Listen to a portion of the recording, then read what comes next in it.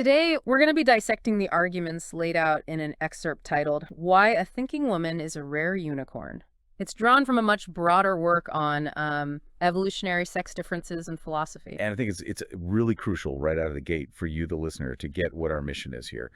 This text, it wades into a really charged field. Oh, It absolutely. leans heavily on historical philosophers, figures like Nietzsche and Schopenhauer, who are just notorious for their highly critical views on women's intellect. Views that are often dismissed, yeah. So, our goal here is not to debate or endorse any of the conclusions the author reaches, not at all. Right. It's to meticulously grasp the underlying mechanism they're trying to describe. We're here to understand the author's logic for why they believe this profound root difference exists in how men and women approach knowledge. And how this difference is, in their view, rooted entirely in separate evolutionary pressures. The author's whole premise is that those controversial historical takes, they weren't necessarily born from just, pure malice or misogyny, Okay. but that they were maybe imperfect observations of a fundamental functional difference, a difference in cognitive allocation, really. Cognitive allocation, meaning where you spend your mental energy. Exactly. And they frame it as stemming from completely separate evolutionary battlefields that just demanded radically different survival strategies. Okay, let's unpack that then. This core idea of separate evolutionary battlefields, because it really does feel like the blueprint for the entire argument. It is. The source starts by defining the male domain. It calls it the realm of essence. That's right. The argument goes that the historical primary challenge for men was external mastery. Things like fighting nature, engaging in organized warfare, building these huge complex systems. Like farming, governance, architecture. All of it. Yeah. And to succeed in that domain, what did you need? You had to grasp invisible principles, essences, like the title says. You couldn't just, look at a roof that's collapsing. You had to understand the abstract laws of physics, of tension, that made it collapse. Exactly. You had to seek out these abstract fundamental rules that govern reality no matter what it looks like on the surface. And this intense focus on abstract truth, on a non-visible, systematic reality. That's the connection. That is, according to the text, precisely why domains like philosophy, mathematics, and engineering became traditionally associated with that male cognitive strategy. You needed that level of abstraction to figure out orbital mechanics or something like formal logic. But, and here's the contrast, which we have to relay accurately from the source. The author frames the female domain completely differently. Very different. The female battlefield is described as internal. It's centered on navigating the tribe, ensuring your children survive, and exchanging critical, immediate social data. And this is the real pivot point in the argument. The author states that this environment, it just didn't reward the pursuit of abstract, invisible essence. It rewarded social acuity, speed of judgment, and, relationship calibration. Which leads to this key distinction that the whole thesis hangs on, the prioritization of phenomena over essence. Right. The source argues women evolved to prioritize phenomena, basically, reading the immediate visible social situation. Reading the room, you could call it. Yes, and that becomes the ultimate, most reliable survival mechanism. It often, according to the author, supersedes the pursuit of capital T truth. Because it's an efficiency argument. It's all about efficiency. If your survival is completely dependent on managing these unpredictable, often hostile tribal dynamics, then spending your energy on whether the square root of 2 is irrational is. It's a deeply inefficient use of your cognitive resources. It's almost counterproductive. The payoff is different. The payoff for getting the essence right is long-term. The bridge stands for 100 years. But the payoff for getting the phenomena right is immediate.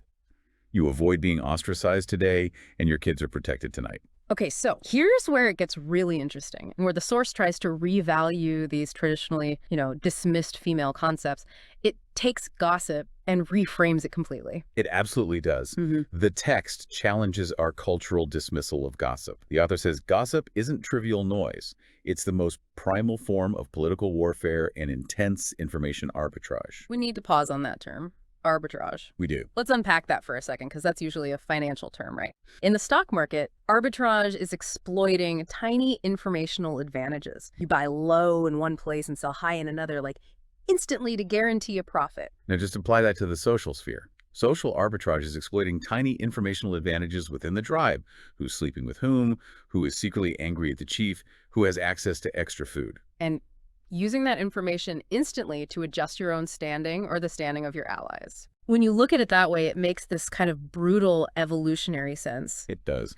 The text argues that for a woman's survival and her children's, knowing what the neighbor did yesterday, who has power, who's falling from grace, that was far more critical than understanding, say, abstract principles of geology. It's instantaneous, vital data. And this priority then dictates how you allocate energy in a conversation, in discourse. Since relationship maintenance and social standing are the primary drivers, truth-seeking through abstract concepts, well, it often gets categorized by the brain as an inefficient waste of mental resources. And the source claims we see this play out all the time. If someone brings up a really complex logical argument or an abstraction that threatens the emotional balance of the moment. The social equilibrium. Right. The brain, according to the text, rejects that complexity. It shifts focus back to the immediate, visible phenomena, the social harmony. And that's when the text suggests you see these cognitive redirection responses. Instead of engaging with the abstract argument, the conversational energy shifts. Right. It manifests as things like, you're being too difficult, or can't you just empathize with me? Exactly.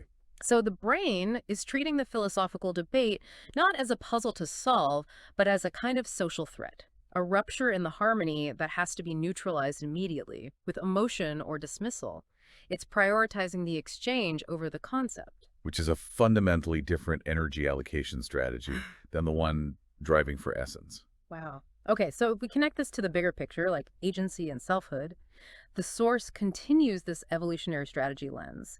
It analyzes what might look like a lack of self, but reframes it as a highly refined adaptation. Right. This is where the idea of instinctual absorption comes in. The text details this argument that women have a powerful instinct to absorb the traits, the beliefs, even the language of the man they love or respect. And then speak or act on those things as if they were independently self-originated. Yes. And the superficial conclusion, if you're only valuing self-originated abstraction, is that this looks like a deficit, a weakness.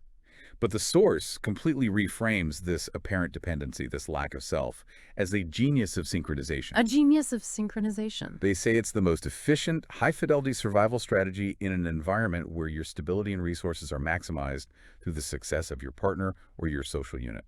That is a compelling, if pretty severe take on agency. The source uses that really striking metaphor. She is the moon reflecting the sun. The moon doesn't waste energy generating its own light. It just captures and reflects the brightest, most stable light source available to it. And the application of that metaphor is, well, it's sweeping. The text suggests the goal isn't necessarily to become the brightest star yourself, but to efficiently identify the brightest, most stable source, the best sun, and then maximize your resources by reflecting and harboring his light and his thought system. So synchronization becomes the primary adaptive strategy. If her chosen partner is a philosopher, she efficiently absorbs and echoes his thought system, which maximizes the stability she gets from his success. Right. Or if he's an artist, she becomes his ultimate muse and supporter. She adopts the worldview that validates his art. Because it saves a massive amount of cognitive energy. A huge amount.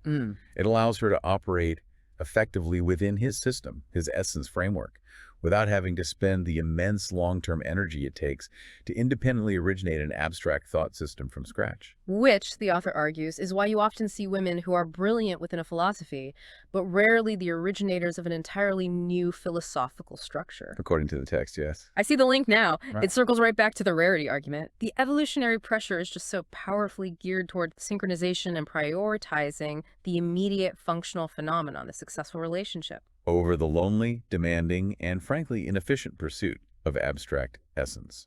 That's the core synthesis.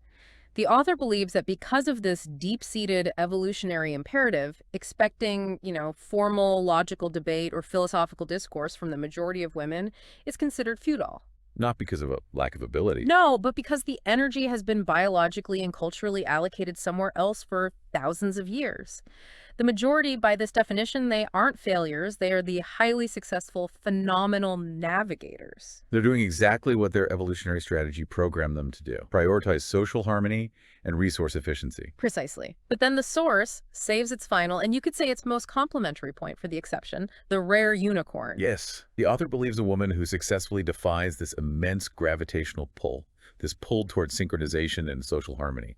A woman who knows how to truly savor solitude and think independently. She is fighting a massive innate tide. It's defined as a defiance of an efficient, successful adaptation. She has somehow managed to dedicate huge amounts of energy to essence, to abstract truth-seeking, despite all this programming encouraging her to focus on navigating phenomena. The author finds the defiance incredibly rare and, in their words, breathtakingly beautiful. The rarity isn't about intellectual capability. The source is clear on that. It's not saying women can't think independently. It's about the sheer, overwhelming force required to choose that path of solitude and abstraction over the far more socially efficient, synchronized path.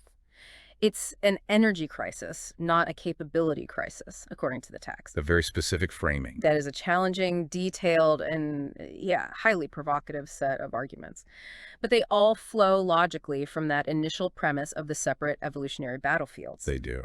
We've covered a huge amount of ground from this one source: the core differentiation between essence and phenomena, the reevaluation of gossip as political arbitrage. And the concept of synchronization as an adaptive, moon-reflecting survival strategy. Right. And if we just take a final step back to connect this framework to our world today, the source leaves you, the listener, with a really big question. It does, and it's this. If our cognitive priorities are really dictated by these ancient survival strategies, how much of contemporary culture, everything from online political polarization to subtle power dynamics in the workplace, how much of that is still unconsciously governed by these deeply ingrained, conflicting evolutionary energy allocations? And maybe more personally, what stands out to you as the single most surprising or challenging claim in this entire text? That is the ultimate deep dive question. Thank you for taking this challenging journey with us today, and we hope this analysis has given you plenty to think about as you observe the phenomena around you. Until next time.